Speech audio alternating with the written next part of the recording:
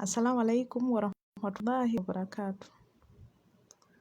Sooka okutendereza omutonzi akyatukuumye gwa mpuliriza nange ali mu kwogera era mwebaza nnyo olw'ekyo ekirabo ky'obulamu kyatuwa kozi bangi tebakeesezza, bangi tebasobodde kubeera naffe, bangi tebasobodde kufuna chance oba bangi tebasobola kuwulira.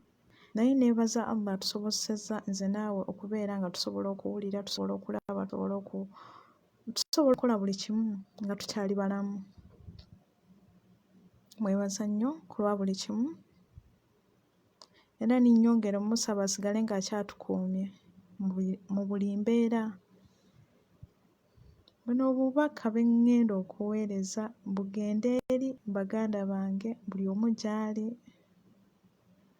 naddala abali ku kyeyo, abali mu biyumba, buli omu w'ali.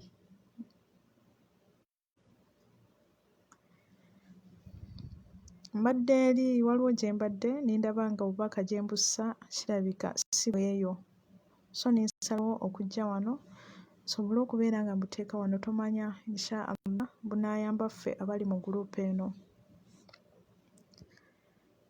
Emabegako nazze nga ndaba bu vidiyo obumu bwanfoosinga naye saasobola kuvaayo, naye kati alhamdulillah nsobodde okubeera nga nvaayo nje njogere ku nsonga eno kozi ndaba ng'ebintu bibeera biddiŋŋana. Nasooka nindaba ka vidiyo ka muganda waffe ng'akubibbwa amajjini ng'ali eno e Buwarabu. Niŋŋamba bibaawo, then nazzeemu nindaba ka vidiyo akalala aka Aisha Asiya ng'Omuwarabu amuyita omuwala awalampye ku kisenge ali mu kudduka misinde, amuyita taali efuuse ttaali, omuwala tawulira. Sigamba nti oba olaba n'engeri gye yabadde addukamu alinga nti waliwo ekyabadde kimugoba, alinga nti waliwo ayabadde amuddusa ddala. Naye kye ngenda obasaba buli omu w'oli nga tetunnayita bantu kutuyamba, nga tetunnakoowoola bantu kutuyamba, tusooke tweyambeko, tusabe Mukama Katonda atuyambe ddala atuyambe kozi embeera gye tulimu sigenda kugamba nti eri awo yennungi ennyo, no, si yennungi ennyo, naye ate nga bwe tumukoowoola asobola otubeererawo mu buli mbeera. Bangi tuvudde eyo gye tuvudde, tulina ebizibu byaffe ebitutambuza, tulina ebirooto byaffe ebitutambuza, tulina bye twagala ffe ng'abantu. Naye si buli ky'oyagala oba si buli kirungi ky'oli mu kukola nti waliwo akisanyukiddemu oba waliwo akyagala. Omu alaba nga otandise okuvaayo, si bangi nti bawulira bulungi, no, bangi nnyo bakwatibwa ensaalwa, bangi nnyo baba baagala kuzza wansi, bangi nnyo baba baagala obeere ng'oli awo nga tolina ky'oli. Kati oli walaba ng'ostepinze ahead, ng'olina w'otuuse, olina w'olaga, tekimuyisa bulungi, abamu tekibayisa bulungi era baba balina okulwana nnyo balabike nga bakuzza wansi. So muganda wange gwali eyo yenna ali ku kyeyo, tulina okwebeereramu okusaba nnyo ne tusaba nnyo Katonda n'atuyamba olw'okubanga ogenda kuvaawo ogambe nti Abuwarabu bwe tuba tugenda mmalako contract, manya balina bye bakola, manya Abuwarabu baalaludde omwana waffe, naye ogenda okwetegereza si ggwe aba asoose okukola mu nnyumba eyo, si ggwe aba asoose okukola mu nju eyo, ate si buli akolamu nti afa, si buli akolamu nti alaluka.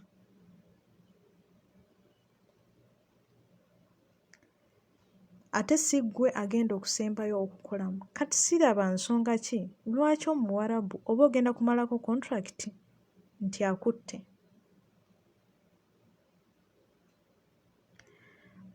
Wogenda okwetegereza oluusi obuzibu buba buveeyo ewaffe, buba buviira ddala ewaffe. Oluusi abantu betuweereza ssente, oluusi abo bulijjo abatulwanisa nga naffe tetuyina backup. Oli awo waliwo agamba bannange takomawo tajja kudda singa afiira eyo, mpulira nti singa ng'owulira ddala by'ayogera omuntu we, ng'asaba singa ofa. Namba ayinza n'okugamba singa ennyonyi egwa naye nga gw'ayagala afeemu ng'oli omu naye n'agamba singa egwa. Kati olowooza oyo omuntu aba alina mutima ki? Era nga yafunye ky'asobola okukola nti ogwire n'eddalu, nga lwaki takikukola? Ngenda basaba nsaba ffenna wamu tweweeyo, buli omu gw'asinza amumanyi. Kkiririza mu oyo eyakutonda. Gw'oba osaba fukamira, muvunnamire, mwegayirire, musabe obukuumi, musabe obuyambi, musabe amagezi, omusabe amaanyi, omusabe obuvumu, omusabe n'obugumiikiriza. Koze eno gye tuli bingi byetaaga okugumiikiriza.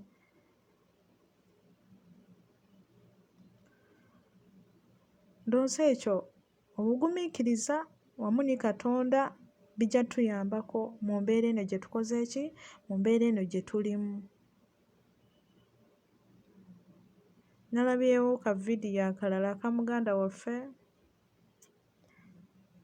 ng'aviira Omaani, ali mu kiyungu, boosi we ayomba naye ayambadde empale n'akaleega. Then we tunaavaawo nti Abawarabu babisigaanye, Abawarabu walimu ab'emitima nga w'olaba Uganda, waliwo Abawarabu Abaganda, ne wabaawo Abawarabu Abasoga, ne wabaawo Abawarabu Abakiga. Sigamba nti we naagamba Abawarabu Abakiga nti banaaba boogera Lukiga, nga enneeyisa yeeyo. So abantu b'eno nabo balinga abeeyo. Emitima buli omu abeera n'omutima gwe, buli omu abeera n'enneeyisa ye, buli omu abeera n'enzikiriza ye. Okitegeera? So kati onoosanga Omuwarabu nga zaakuukako zaapangulukuka, wanaakuyisaamu empi nti ankubye. Kale oluusi tugenda ne tufuna obuzibu, ne tusanga abantu nga nabo si bangu, naye ate kibeera kirungi.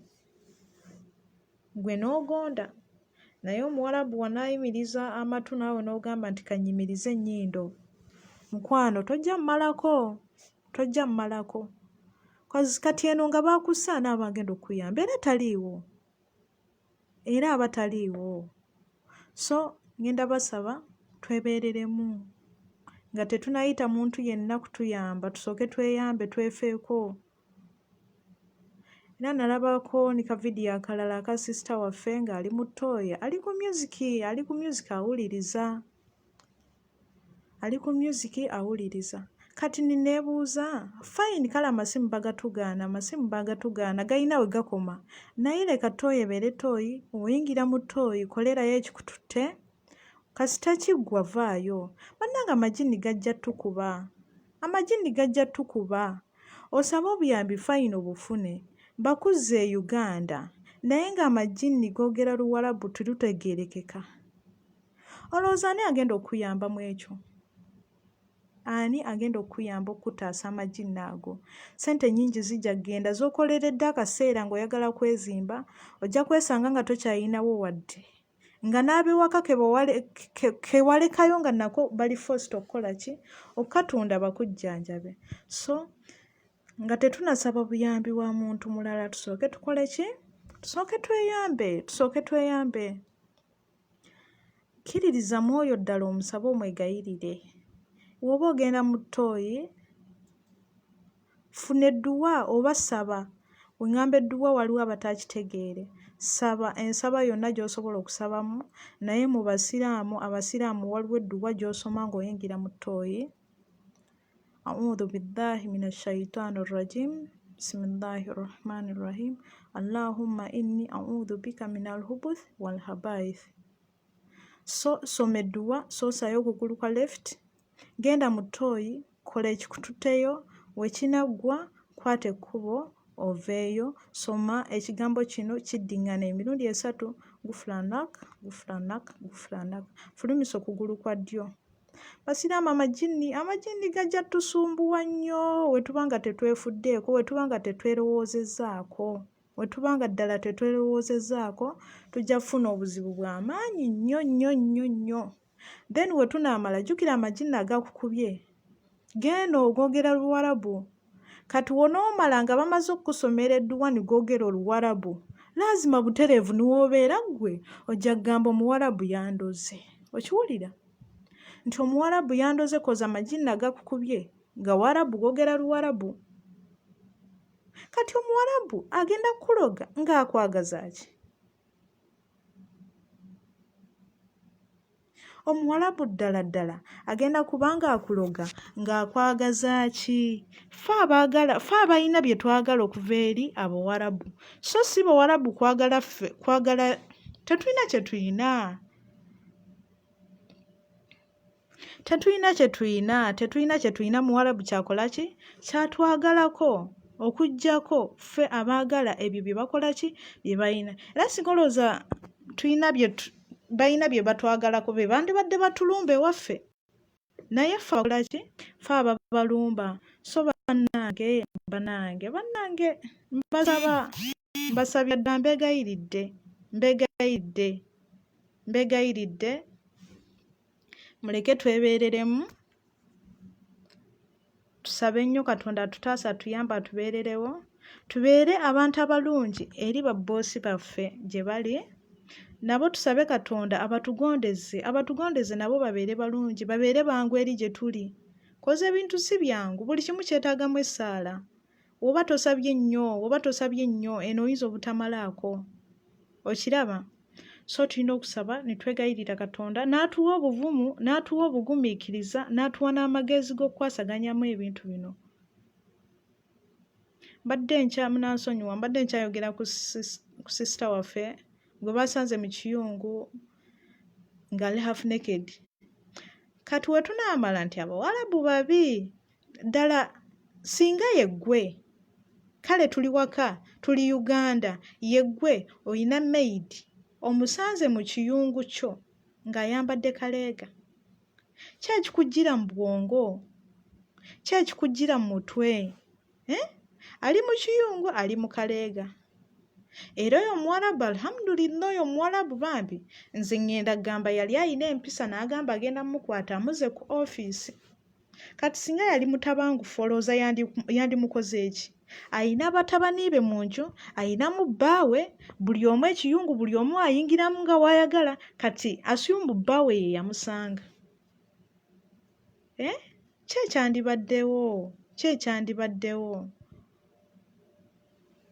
ekyandibaddewo ddala simanyi na kumanya. Saba Katonda atusonyiwe ddala, nsoba Katonda atusonyiire ddala. Abiyo bannange, where do you get time to talk when this time for working? At times we get time to rest. Naddala kati it's Ramadan, so emirimu wookera n'ogikola bukyali n'ogimaliriza, abamu basula bagikoze. You get time. Yeah, you get time to share something with your friends, with your sisters and your brothers. So sigamba nti buli kaseera konna tunaafiira mu mirimu. Nedda. Tufunamu akaseera. That's why people get time to do their videos. Ziyita stress-free videos. Era ne baddeeyo ne beeyambula ne bakola byonna bye baba baagadde. Shanaz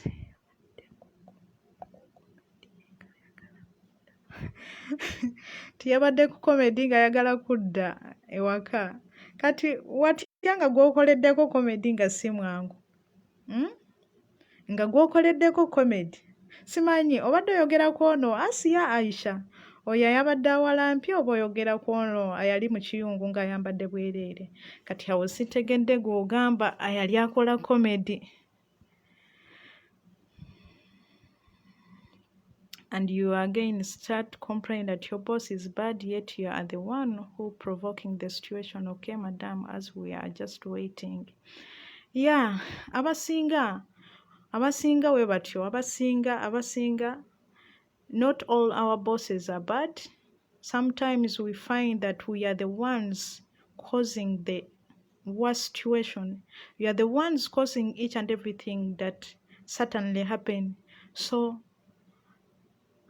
banji simanyi nakumanya banji, the way how we behave, it's different.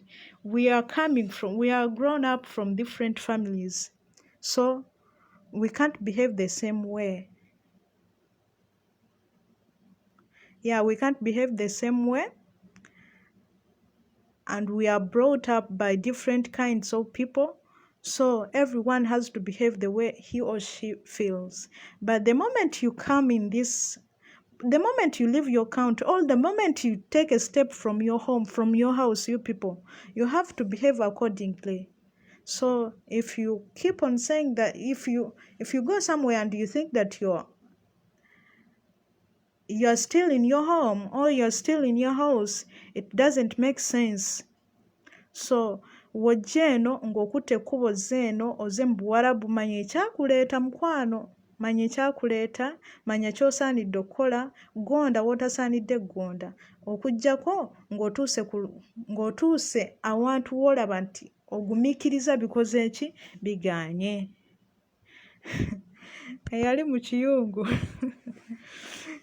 kiyungu nze namutunuulira, naye nawulira, nalabako comments nga bagamba bulijjo azze ng'akola bu vidiyo bwe, nga akola bu komedi bwe, era nga wogambye nti kaali ka komedi, naye waliwo okukola komedi n'akuyuwayo ddala, n'okola komedi ng'egenda kutwala obulamu bwo.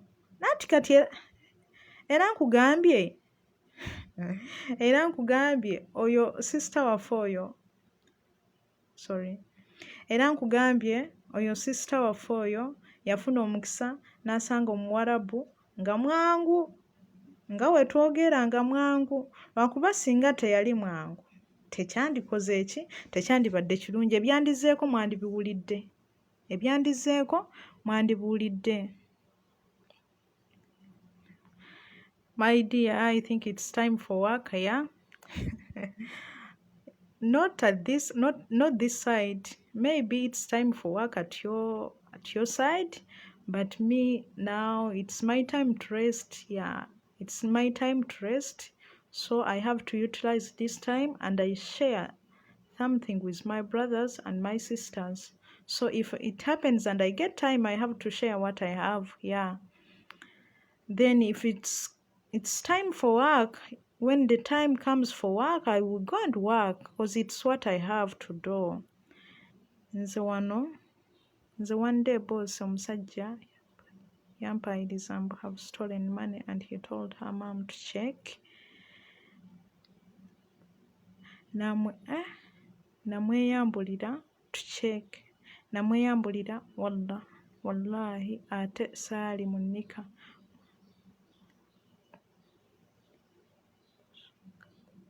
Siganye kale. Siganye era ddala kituufu waliwo ebikusukkako. Ddala waliwo ebikusukkako nawe n'obiraba ne bikusobera. Ate naddala kintu kibi nnyo ddala oli okuvaayo n'akuwaayiriza. Bannange nange n'ogeza ompayiriza nti nabbye, simanyi n'obusungu ndowooza buyinza okunzita nga sinnawaayo nsonga yonna. Ddala kintu kikyamu nnyo okuwaayiriza munno. Jjukira n'olulimi oluusi oba tobitegeera bulungi, naye wowuliramu ssente ng'olaba anoonya n'otegeera ki. Bano abantu obaabo baba batulaba batya, simanyi nakumanya, kale simanyi. Olwagamba tuba tetwakula nabo, omuntu aba tasobola kutegeera. Naye nsaba Allah atugondezeemu, kansuubire ssente bambi baamala ne bazifuna. Ne bakkakkana. Wabula kintu kibi nnyo oli okuvaayo n'akuwaayiriza nti wabbye nga tewabbye. Bambi nsaba Allah akugondezeemu w'oli, akugondeze bakama abo babeere balungi. Olaba ggwe wakikola nga toyagadde, sigamba that it was your intention. No, you were forced to do so. You wanted to prove them wrong. So maybe You did something which was right to be done at that time, cause wali tolina kyokkola, wali tolina option ndala. Nsaba Allah akugondezemu mu buli kimu bambi mukwano. Some can't clean at home and think they can make work in Oman. I don't know. You people, if you, you're right. Some can't clean at home and think they can make work in Oman. If you are there, you're at home, everything is being done by your mom, everything is being done by your sisters, everything is, you have a maid at home. Don't try, don't waste your time coming to the Arabs countries, please. You won't manage. If you've not suffered a lot from Uganda, from any other country, don't try, my dear sister, my dear brothers, don't try to come out that you're going to work for the Arabs. No, you won't manage, and you will end up doing something which will affect your life. So you need to check up before you proceed. Lwaki temwambala nika? Oh my God. Lwaki temwambala nika? Not all of us. Osanga abamu nga balina obuzibu bwabwe, simanyi kale lwaki omuntu aba tayambala nika. Oluusi osanga oli nga emuyisa bubi, wandisanga ng'oli abaayo ng'emuyisa bubi, so niyeesanga nga ali forced togireka. Naye ate bw'oba toyambadde nika, kitegeeza oli ogenda okulaba nti toyambadde nika, oba olina ky'okoze ekirala ekisinga ku butambala nika. So oba omanyi obuzibu bwo nga nika zikuyisa bubi, lwaki? At least look for something else put inside.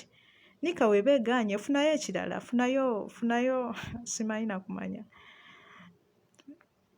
Tuulako bulungi, weeyise bulungi, manya ekizibu kyo, manya ennaku yo nti munda teri kiriyo, then making sure nti teri agenda kitegeera. Kimanye wekka nti teriimu, then olabe how to handle it.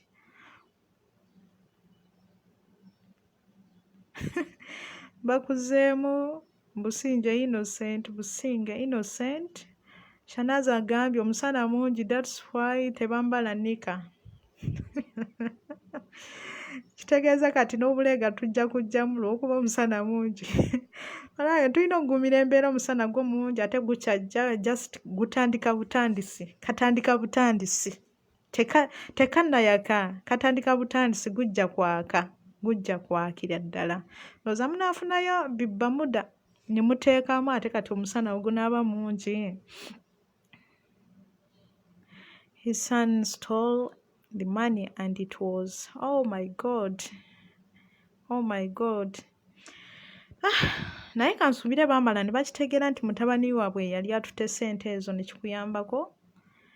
Kibeera kirungi baba nga bamala ne bakitegeera, era saba Allah akugondezeemu, sabe Katonda agonze abaana abo. Lwakuba ssaawa yonna bayinza okukuleetera ekizibu mukwano. Saba nnyo Katonda akugondeze bakaama abo, akugondeze abo abaana. Ddala babeere balungi eri gy'oli, naawe obeere mulungi eri gye bali, nga si bo okubeera mulungi ate gwe n'ofuuka ekizibu.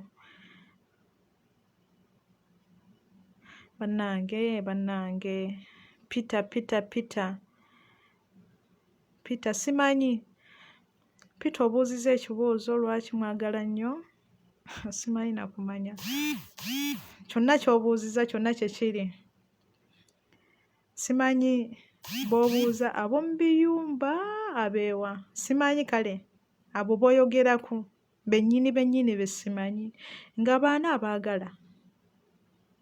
Nga baagala ba boosi baabwe, baagala batabani ba boosi baabwe, nga baagala baani. Wojja eno bannange, wojja ku kyeyo. Ebintu bya sexy bisse ebbali. Era gw'oba omanyi nti tosobola kumala myaka gye 2 nga tolabye musajja. Eno tojjaayo, sigalayo ofune omusajja, ofune abasajja nga w'oyagala buli kaseera konoobagaliramu, ojja bafuna. Naye ate wojja eno n'osuubira ebintu ebyo, oba tojja mumalako muganda wange. Oba weesimira ntaana sijja kulimba. So kati wokwata ekkubo lyo n'ojja eno, nkwegayiridde. Ebyo ebintu byesonyiwe tobirowooza nako. The moment you start thinking about them, I don't know. Simanyi ky'obozzaako kale. because you're gonna end up being forced to do something which is not good, which will end up your life. So my sisters, I beg you, I kindly request you, if you decided to come this side, nkimanyi bangi tugenda okujja, tuba tulabye bingi nga tuwulidde bingi, tuwulidde tulabye bu video bungi, tuwuliriza bi audio bingi, naye ne tugaana. Olwekyo kye tuba twagala n'obumalirivu bwe tuba tulina ne tusalawo tukole ki? Tuveeyo. So oba osazeewo ng'ovuddeyo, bingi by'olina okwerekereza, bingi nnyo nnyo nnyo nnyo. Era tojja eno n'osuubirayo sex. Tojja eno n'osuubirayo sex. Maybe simanyi na kumanya, naye kibeera risk nnyo. So kasita ogezaako okujja eno n'owulira nga you are involved, manya bumanya nti oli mu kwesimira ntaana. Omunaamala we tunaamala, kale nange nga sejjeemu we tunaamala nti abawarabu si bangu. Muleke tufuuke bangu, nabo bajja tubeerera bangu.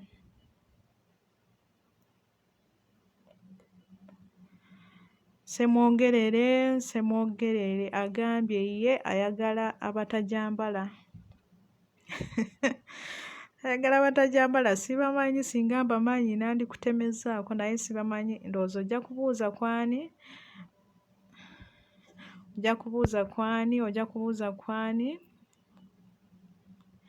kubuuza Innocent. Ojja kubuuza Innocent yabamanyi. Yabuuziza lwaki tebazambala. Kati gojja buuza Innocent amanyi abo abatazambala. So ajja kuba bakutuusaako, naye nze nga nze sibamanyi era sibayinaako kale sibamanyi. Mu biyumba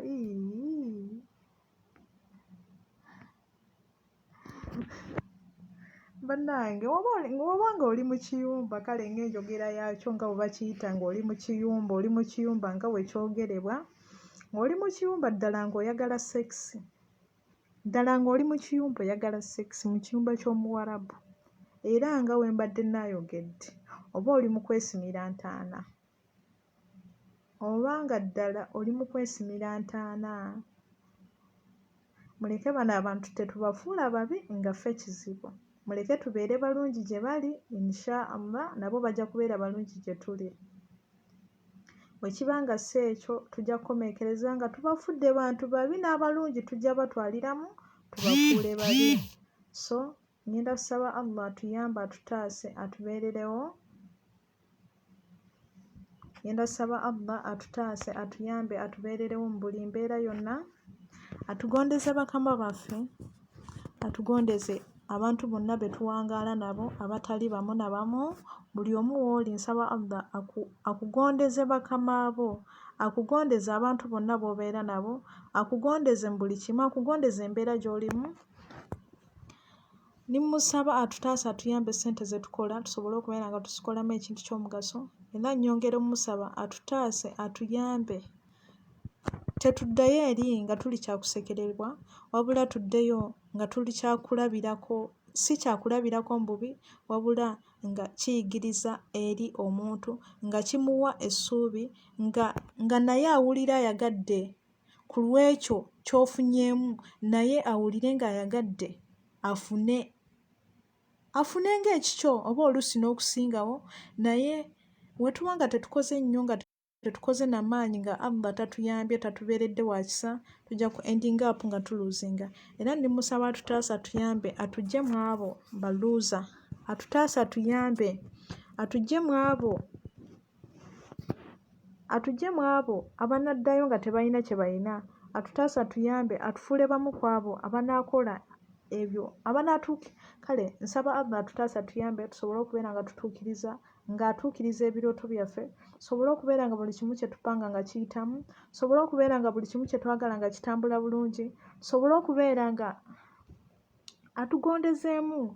Bannange, waliyo eri nga boosi ko tasasula, okusasula nga mbirigo, mazima omenyese nga w'ogimanya emirimu gy'omu kiyumba, nga we boogera, ng'omenyese okoze, olina okukola emyezi 7, olina okukola emyezi nga 4, akusasuleko gumu oba 2. So nsaba Allah atutaase, atuyambe, atugondeze bakama baffe, abatugondereze ddala ddala, basobole okubeera nga bejjukiza okusasula nga basasulira mu budde so that omuntu waba akoze ssente ze zisobole okubeera nga zimuyamba mu kaseera kaba zeetaagiramu.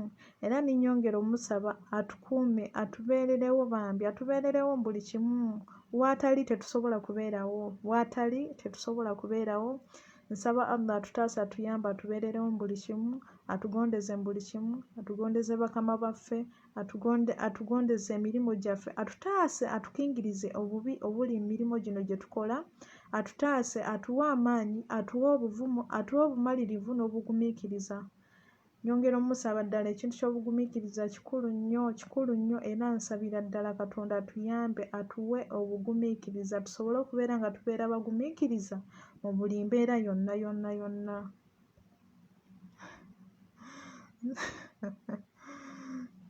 Amiin. Fatabitsi bambi webale, nsaba Allah akkirize. Semanda Douglas, I think tewasiibye, kwatira awo mukwano. Neeyanziza nja bitereka inshallah, byandize ku kaseera akalungi ak'okusiibulukirako.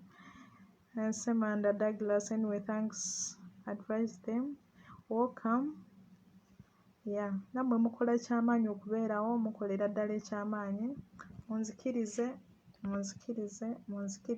neesiibule. Neeyanziza mwenna abasobodde okubaawo, ne tukikwasaganya wamu. Mbeebaza nnyo era nsaba Katonda abaweemu ekisinga okubeera ekirungi. Ninsaba Katonda abagaziyize ennyingiza yammwe. Ninsaba Katonda abagaziyize, abawe emikisa. Era ninyongera okusaba Katonda ebirooto byammwe byonna bye mwagala bisobole okubeera nga bituukirira, kasita bibeera nga birungi, nga byakutuukiriza ebyo ebirungi, nga si byakusaanyaawo oba si byakulumya bantu balala. Era ninyongera omusaba abagulirewo emiryango egisinga okubeera emirungi, abagulirewo emiryango gy'ebintu byonna emirungi, abagulirewo emiryango gy'okwagalwa, abagulirewo emiryango gy'okufuna, abagulirewo emiryango gy'eggulu n'ensi, abagulirewo buli kimu ekisinga okubeera ekirungi kye mwetaaga. Mbeebaza nnyo, mwebale kubeerawo. Douglas, Semanda, Fatia Bits, Jawoko, Simon, Peter, Semwogerere, Shim, Shanaz, bambi mwebale nnyo, mwebalire ddala. Nsaba Allah abaweemu ekisinga okubeera ekirungi. Innocent, nsaba Allah akugulirewo emiryango egisinga okubeera emirungi, akugulirewo, akuleeterenga ebirooto byo bituukirira. Abio Odin, may the Lord, may the Almighty let your dreams come true. May He open your doors. May He do each and everything good for you. You people, thanks for your time. Thanks for everything. Thanks for contribution. I really appreciate for everything you've done. I'm so happy for you, and may you be safeguarded by the Almighty. I wish you all the best. Have the best of your work. I wish you the success in whatever you're doing. May you be guided by the Almighty. May He bestow you everything good that you deserve. May He open good doors. May He guide you. May He guide us in the right path. May He guide us in the right path, in the right way. Yeah, and then may peace and blessings be upon our beloved Prophet, peace be upon him. I wish you the best. Thanks for your time. Thank you so much. I've really appreciated. Have the best of your day. Odin, I'm now going for work.